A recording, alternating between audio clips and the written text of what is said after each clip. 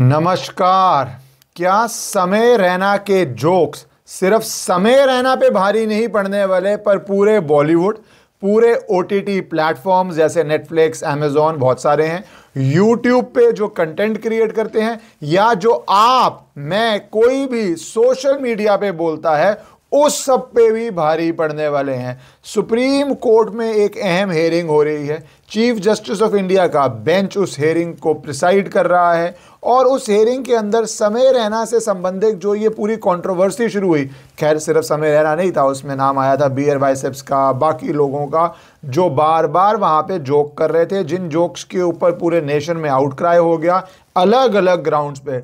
ऑब्सैनिटी को लेके कि किस तरह की अश्लील बातें हो सकती हैं, इस बात को लेके कि आप पीपल को मॉक कर रहे हैं जिनके पास, जो आपकी तरह नहीं दिखते, या आपकी तरह उनका ब्रेन नहीं फंक्शन करता, या उनके अंदर कोई भी डिसेबिलिटीज़ हैं, तो आप उनको मॉक कर रहे हैं, मजाक उड़ा रहे हैं, उनको आप एक तरह से बेइज्जत कर रहे हैं, उनके परिवार पे क्या बन रहा है। एक बड़ा सा ये कंट्रोवर्सी शुरू हुआ।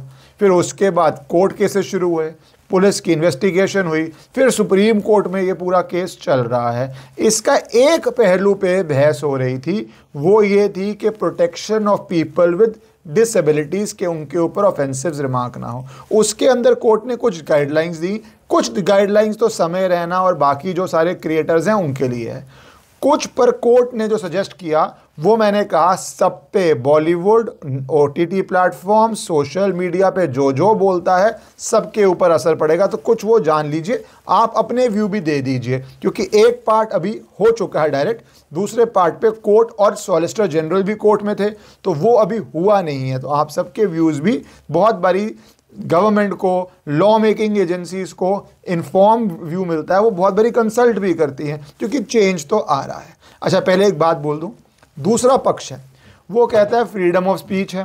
वो कहता है कि भैया किसी का मजाक उड़ाया तो इसमें कोई क्रिमिनल ऑफेंस नहीं बनता, किसी को भी इसके लिए जेल नहीं डाला जाना चाहिए, किसी के ऊपर भी आप इसके ऊपर कंडीशंस ना इम्पोज कीजिए, जिसका जो मन है वो बोले।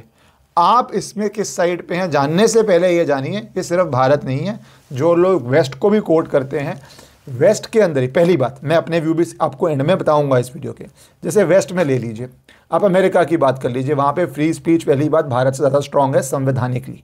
भारत के अंदर तो हमने अमेंडमेंट करके रीजनेबल रिस्ट्रिक्शंस डाल दी, जो इतने सारे ग्राउंड्स पे हैं, इतने सारे ग्राउंड्स पे है कि इफेक्टिवली, प्रैक्टिकली सरकार जो करना चाहे कर लेती है। ये आनी ही नहीं चाहिए थी फ्रीडम ऑफ स्पीच पर रिस्ट्रिक्शन, तो आप यूएस जैसे रहते, मैं संविधान के अंदर बात कर रहा हूँ।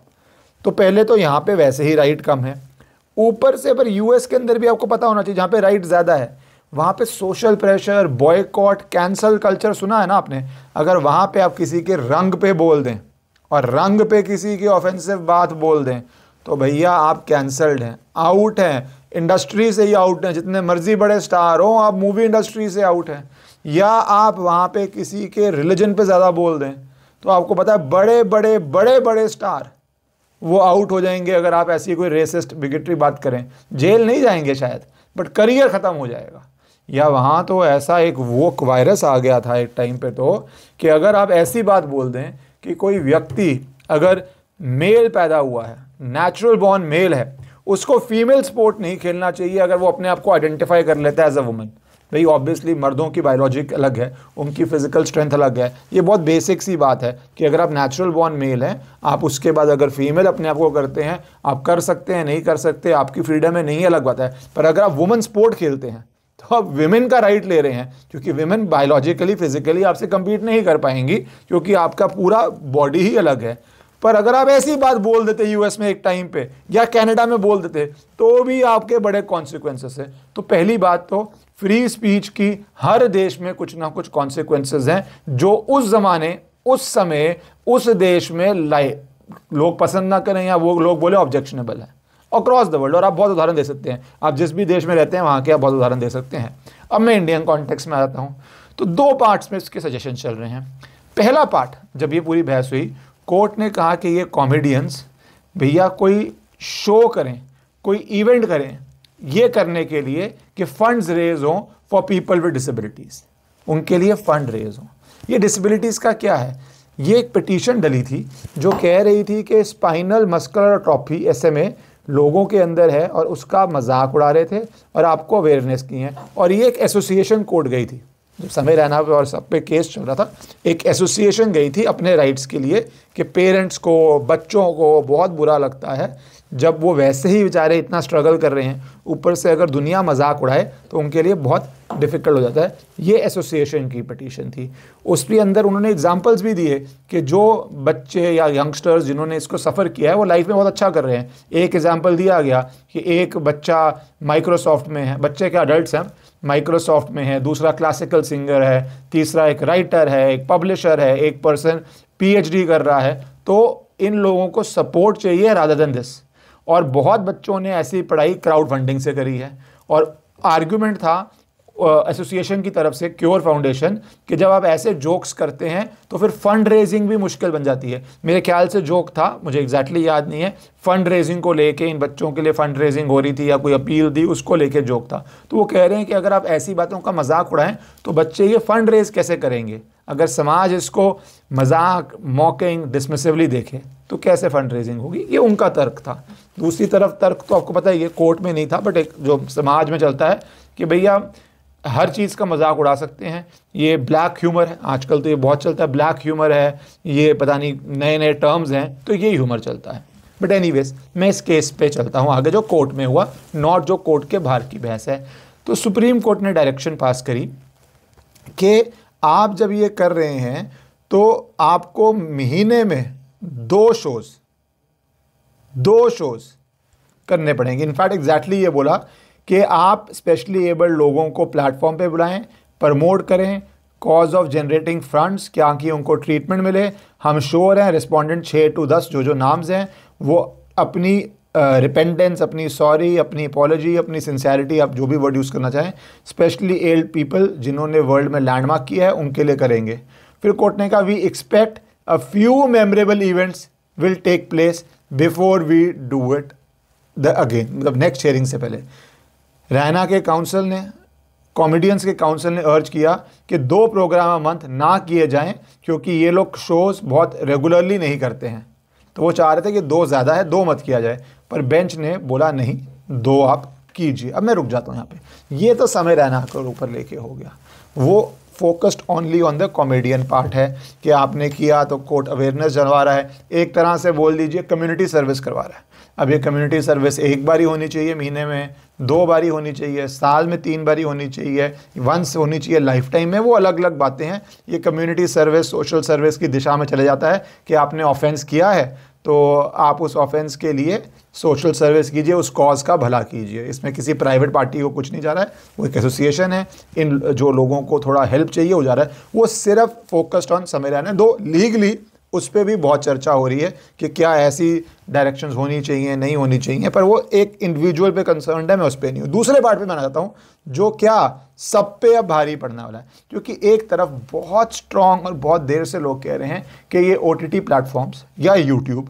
कंटेंट क्रिएटर कुछ भी बोल सकते हैं, कोई रेगुलेशन ही नहीं है, इफेक्टिव रेगुलेशन नहीं है। तो पेपर पे बहुत सारी उसके अंदर ये शुरू हुई थी बात ऑब्सीन कंटेंट से लेके कि आप कुछ भी दिखा देते हैं, मतलब वल्गर से वल्गर, चीप से चीप, फिजिकली एक व्यक्ति का, या फिर जो आजकल स्किट्स बन रहे हैं। अभी एक यूट्यूब पे व्यक्ति अरेस्ट हुआ है, वो यंग गर्ल उस शॉप में जाती है, चाइल्ड ही बोलूँगा मैं, शॉप में जाती है कुछ खरीदने के लिए, उस पर आपत्तिजनक कमेंट करता है, फिर बाद में कहता है तो मेरी बेटी थी, मेरा परिवार था, पर बहुत आपत्तिजनक कमेंट्स थे, उसके लिए वो अरेस्ट हो गया। उत्तर प्रदेश का शायद केस है। अब वो बोलेगा मेरी कंटेंट फ्रीडम है, कुछ भी बोल दूं।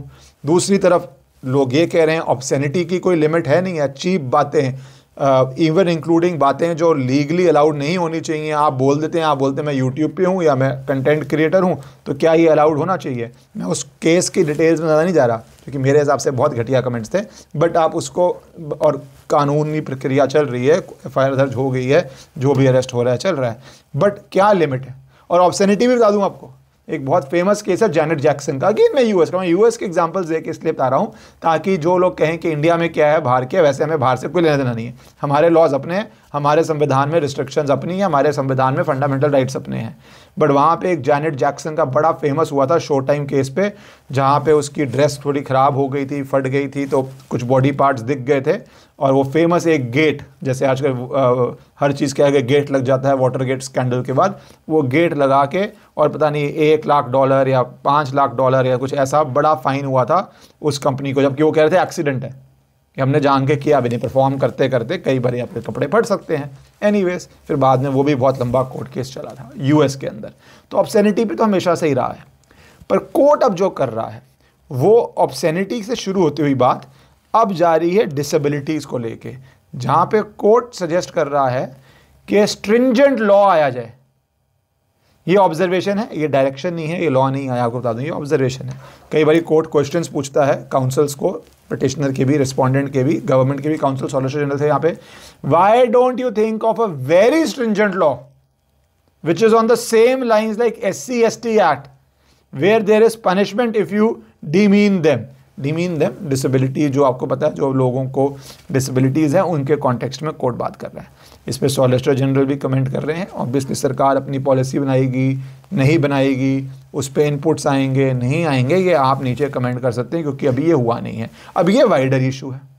इस इशू में दो पक्ष चलते हैं।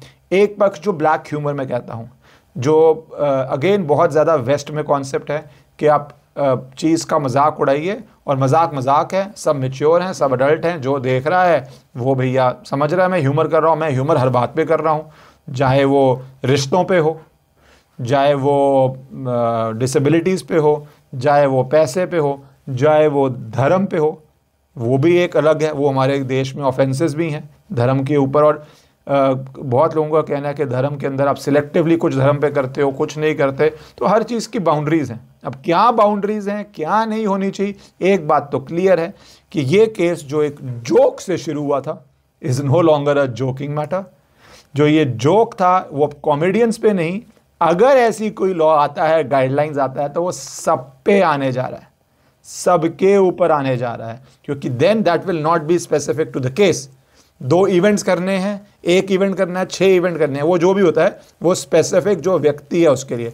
अगर लॉ बनता है या supreme court till the time a law is framed guidelines कोई डायरेक्ट करता है, और फिर वो सब पे लगेगा। तो आपके क्या व्यूज़ हैं नीचे कमेंट ज़रूर कीजिए।